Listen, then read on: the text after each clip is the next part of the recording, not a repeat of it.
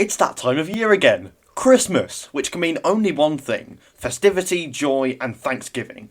Or, if you're Big Finish, suicides, horror, black comedy, and torment. See, the problem that the new series often makes is that because it's Christmas, it has to be all happy and joyous with tinsel and trees and family and that usual shit. But Big Finish's Christmas audios prove that they can be just as dark.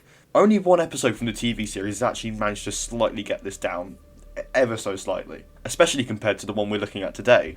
Death in Blackpool is the first episode in the fourth series of the Eighth Doctor Adventures, a series of audio starring Paul McGann and Sheridan Smith as the Doctor and his companion, Lucy Miller, set up in 2007.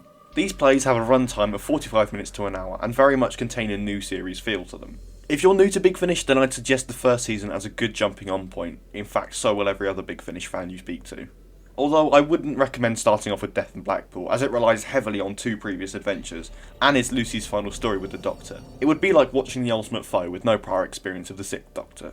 The Doctor and Lucy arrive at a motorway service station where they run into Lucy's Aunt Pat, who they first met at the same place in the second story of the first season, Horror of Glam Rock, which I would also highly recommend, by the way. This episode relies heavily off of a story from Series 2 called The Zygon Who Fell to Earth, and it's going to be almost impossible for me not to spoil anything in this video, so take this as your warning.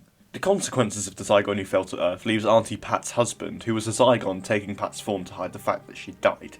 The Doctor is aware of this, however, Lucy isn't. The Doctor and Pat are discussing the matter throughout the episode behind Lucy's back. This adds a whole new layer to the Eighth Doctor's character that we've not seen much of at this point. He begins to develop a Seventh Doctor scheming and malevolent quality that just perfects him. It's odd that I've been making Doctor Who videos on this channel for years, but I don't think I've ever spoken about the fact that the Eighth Doctor is my favourite Doctor. Big Finish really does him justice, as does Paul McGann's superb performance. He gels amazingly alongside Lucy, who'd been at his side since Series 1 in 2007. Sheridan Smith's performance is spectacular, particularly in her exit scene, but more on that later. In the service station cafe, they run into a suicidal Santa Claus. I told you Big Finish was dark. They take Santa to Lucy's home in Blackpool, however, they just scrape a near meeting with an earlier version of Lucy. Oh, we're a bit late this year. No, we're not. We're early. A whole year early. Alright, I'll get it. Oh, heck. Leggy! Hello? Hello? Yeah, very funny. And a Merry Christmas to you too! Pat, or rather Haygoth, reveals to the Doctor that she is suffering from photomelanoma. You're sure about this, Haygoth? This... Photomelanoma. It's just what happens when a zygon stays in the same body too long. The photoreceptor cells in the skin mutate, dividing and expanding, over and over. You're looking old, Lucy said. Oh yeah, once it starts, there's no stopping. While Lucy is at the shops with Santa, Lucy is hit by a car and taken to a hospital and is in a comatose state, but as a ghost. She can see everything happening in the outside world, but hardly hear it. She meets a man called Billy, who is played excellently by David Schofield. He puts in a performance that makes the character in every scene he's in excruciatingly creepy. Santa manages to find the car and the identity of the man who hit Lucy. Haygoth recognises the man and establishes that he is a Zynog. A Zynog is a Zygon that has had their original body destroyed for committing the ultimate crime of a Zygon, using the body print of another.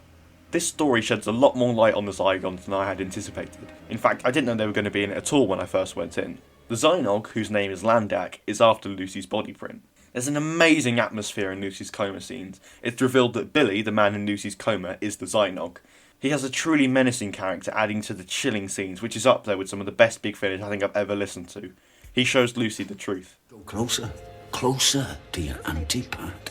Seems animated, doesn't she? Why don't you listen in? I'm no eavesdropper. Listen in. Listen Yes, to but what she's saying. then she'll find out, won't she? About me, about you, about the lie we told her, about what we did. Auntie Pat? We get a brilliant scene where he ushers Lucy closer to death, which is honestly just perfect. Just leave us alone, will you? Out of breath, are you? In a coma? Bad sign. Bad sign. Please! That'll be your brain shutting up shop, foreclosing on your body. Listen, there.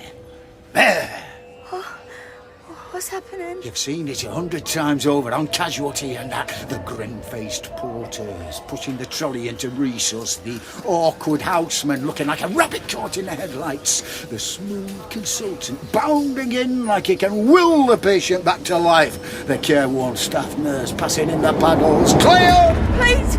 Please stop! should stop.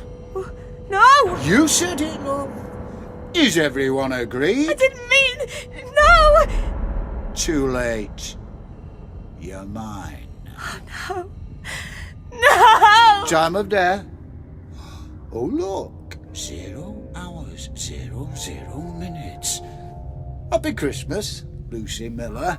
Haygoth puts himself into a coma to confront Landak and saves Lucy. Haygoth sacrifices himself by giving up his body to Landak but injects the body with a fluid deadly to Zygons beforehand. He gives his life to save Lucy. This episode has one of the most cynical and heartbreaking companion exits ever. Stories like Absolution, The Girl Who Never Was, and of course Death in Blackpool are all worth buying just for the final chapter alone. But here it's done incredibly well. Lucy ends up leaving the Doctor on such a bitter note.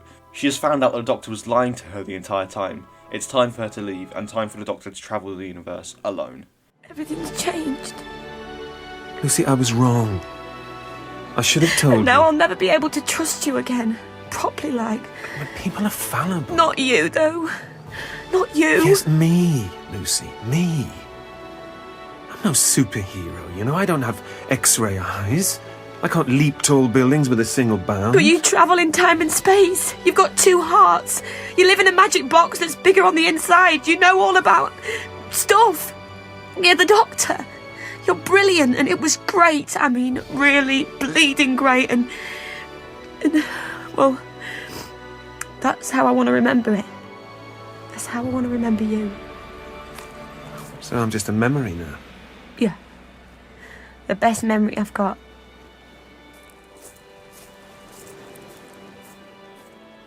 Yeah. I remember the Doctor. He was great.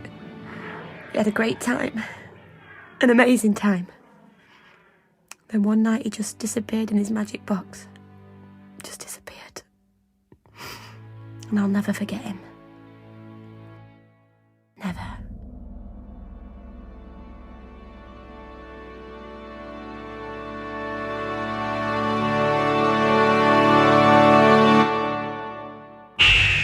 Death in Blackpool is right up my street.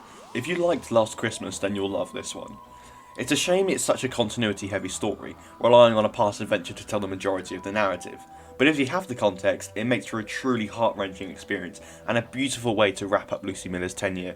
I'd recommend it if you're a fan of 8 on Big Finish, although he spends the majority of the narrative outside of the story. It's more a companion piece.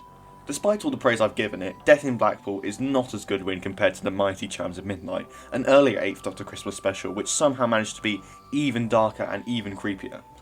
Make sure to come back next time to hear my thoughts on the Chimes of Midnight.